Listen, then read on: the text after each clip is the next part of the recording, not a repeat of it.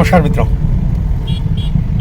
क्षेत्र कृष्णा द्वितीया 2080 आज बुधवार का दिन 27 मार्च 2024 सुबह के 9:15 हुआ चाहते हैं। आज का मेरा ये पहला वीडियो है।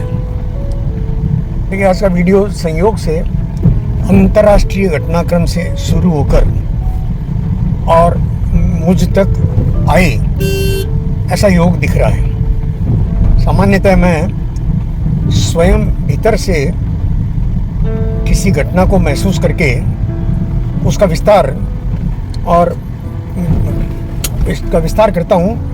कलकत्ता, बंगाल, देश, भारत और अंतर्राष्ट्रीय सीमाओं के पार, और आजकल तो इनका संबंध पूरे कॉस्मोस से, क्योंकि चांद और ये जो ग्रह हैं जो धरती की परिक्रमा कर रहे हैं, उन सब का स्पर्श करते हुए मेरा घटनाक्रम चलता है। फिर मैं उसके अतीत और भविष्य के बारे में कुछ अपनी कल्पना कहता हूँ।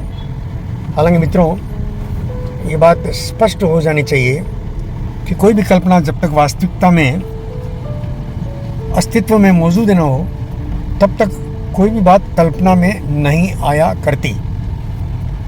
कल्पना में आने का अर्थ यह है कि वो घटना जो कल्पना में आई है वो भावी में घटने वाली है, और यही समीकरण मुझे अतीत और भविष्य को वर्तमान के साथ एकाकार करने का संकेत दे देता है। अतीत कुछ नहीं, भविष्य भी कुछ नहीं, मिलकर दोनों मिल जाते हैं, गड्ढमड हो जाते हैं वर्तमान में। और इसी आधार पर हमारा ज्योतिष फैला। ज्योतिष ने जो बात कही वैश्विक घटनाओं के बारे में या व्यक्ति के बारे में, वो सारी घटनाएं वैसे कहीं जैसे वो स्वयं देख रहे हो। अभी हाथ की रेखाएं देखते समय उस जातक का पूरा भविष्य वो देख रहे हो, इस तरह से वो कुंडली बना देते हैं। कुंडली में अवश्य 9 ग्रहों की स्थितियां होती है। उन 9 ग्रहों के अनुसार इस जातक पर किस उम्र में क्या प्रभाव पड़ेगा, किस प्रकार वो कार्य करेगा, ये रहता है। ये हम सब जानते हैं। बहुत समय नहीं बीता है जब ज्योतिष को गपोड़पंथियों का शास्त्र कहा जाता था। अब कोई नहीं कहता। नेस्टाडेमस की, अरविंद की घोषणाओं के सत्य पूरी पृथ्वी पर दिखाई देने लगा है। तो भारत के ज्योतिष के बारे में बहुत अच्छी मांग होने लगी है। ज्योतिष की पूछ होने लगी है, ज्योतिषियों की भी। मित्रों, मैंने बीच में प्रयत्न किया था कि मैं ज्योतिष सीखूं। मेरा मित्र तो गूगल ही रहा, लेकिन उसमें ये अपनी उत्कंठा डालते ही कुछ स्थानीय ज्योतिष मित्र और मुझे सिखाने के लिए तैयार भी हुए। लेकिन मैं अपनी सारी परिस्थिति, मन स्थिति, मुझे समय की उपलब्धता कम है, और मैं एक लंबे समय तक बिस्तर पर पड़ा रहा, डॉक्टर के हाथ में पड़ा रहा, तो उसमें कोई अध्ययन वगैरह होता नहीं है। बल्कि उसमें तो पहले से अध्ययन किया हुआ वो भूलने का क्रम रहा मेरा। अभी मैं ऑफिस जाते समय आपसे बात कर रहा हूँ। जो घटना मैं अभी ले रहा हूँ वो अमेरिका के बाल्टीमोर, मैरीलैंड में, और एक बड़ा सामान का जहाज वो पुल से टकरा गया। पुल से पहली टकराहट में ही अभी जिन्होंने उसको ठीक से कैमरों में और देखा है, कैमरे तो आजकल सब तरफ सीसीटीवी कैमरे चप्पे चप्पे पर लगे हुए हैं पूरे विश्व में। तो जिन्होंने देखा है उनका कहना है कि जहाज एक खंबे से टकराया पहले।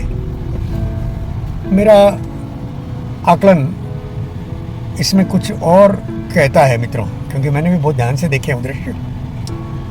देखिए, जहाज का फैलाव वो ऊपर की तरफ पहले होता है। नीचे जहाज जो अपने पंखों से चलता है वो थोड़े भीतर रहते हैं। तो खंभों से टकराने की बात से पहले और उस पुल के ऊपरी हिस्से से टकराना बनता है। और टूटने में भी ऐसा मैं तो देख पाया कि ऊपरी हिस्सा पहले टूटा है, फिर भरभरा कर पूरा ब्रिज जो है उसके नीचे के खंभों सहित, और वो पानी में डूब गया। अब ये अमेरिका की घटना है, तो सीधा प्रश्न उठता है कि इसका मुझसे क्या संबंध? तो भाई इसका संबंध भारत से जुड़ता है। उसमें चूंकि मालवाहक जहाज़ था, तो जितना माल था उसकी देखभाल संभाल के लिए, और सारे नाविक भारतीय थे, सारे।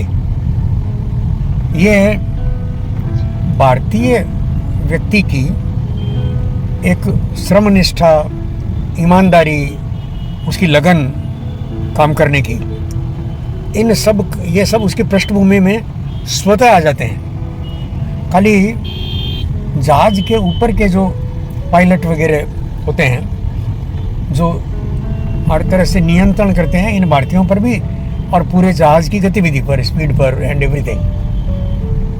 और वही वो जो माल पड़ा है उसको, पेटियों को कितना भरना है, कितना ऊंचे ले जाना है, ये उन्हीं की जिम्मेदारी होती है। और उनको ही पता रहता है कि रास्ते में जो ब्रिज पड़ेंगे उस समय क्या करूँगा। इतना अगर ऊंचा मैंने माल भर लिया तो उस ब्रिज के नीचे से कैसे निकलेगा वो। ये सारा देखना, जांच पड़ताल करना, ये सब जो है वो उसी पर, कैप्टन पर निर्भर करता है। कैप्टन को छोड़कर बाकी सब भारतीय थे। अभी तक की सूचना ये है कि अब ब्रिज से टकराया, इसका मतलब किनारा कहीं आसपास ही था। सारे भारतीय पानी में कूद गए। अब सारे कूद गए कि सारे नहीं कूदे, इसके साथ एक खबर और भी है कि जहाज में भी भीषण आग लग गई। इस आग ये संकेत करती है कि जो माल ले जा रहे थे, उन जिन पेटियों में माल भरा हुआ था, उनमें भी ज्वलनशील पदार्थ, विस्फोटक पदार्थ वो रखे हुए थे। अमेरिका, रसिया, ये बड़े देश जितने हैं वो अभी युद्ध की मानसिकता में हैं, और वो युद्ध की मानसिकता उनकी प्रत्येक गतिविधि में दिखाई देती है। प्रत्येक गतिविधि में रसिया को देख लो, अमेरिका को देख लो। और मेरे पास अभी घटनाक्रम तो नहीं है, लेकिन आराम से मैं दूसरा अगला वीडियो बनाऊंगा, तो उसमें जर्मनी, जापान, इटली, इन सबको, ब्रिटेन, ये सब इसी संघर्ष के मूड में। और ये सारा जो मन मस्तिष्क में लड़ा जा रहा है युद्ध, वही विश्व युद्ध की शुरुआत है मित्रों। कोई भी युद्ध, माने हर युद्ध, पहले मस्तिष्क में रचा जाता है, फिर धरती पर उतरता है। पहले दिमाग में युद्ध की रचना होती है, सारा ताना बाना बुनता है, और जीत तक, जीत का अर्थ है आजकल कि महाविनाश तक। जीत का दूसरा अर्थ नहीं है। युद्ध के वो तरीके गए जब तलवारबाजी, भाले, तीर से युद्ध हुआ करते थे, और जीत भी और बचा लेती थी लोगों को, और पीछे शासन करने के लिए, पीछे संभालने के लिए। और जीत मतलब सर्वनाश नहीं होता था। अब जो परमाणविक हथियार बने हैं, वो परमाणविक हथियार ये पूरी दुनिया को भयभीत कर रहे हैं कि अब जो विजय है, वो विजय तो पूरा का पूरा नष्ट करती है, समूल उड़ा देती है। देशों को, समाजों को, व्यक्तियों को वो उड़ा देती है। तो मित्रों, ऐसी स्थिति अमेरिका में आजकल, कल ही घटित हुई है। और वो हर भारतीय अगर वहाँ है तो भारतीय के साथ मैं तो हूँ ही मित्रों।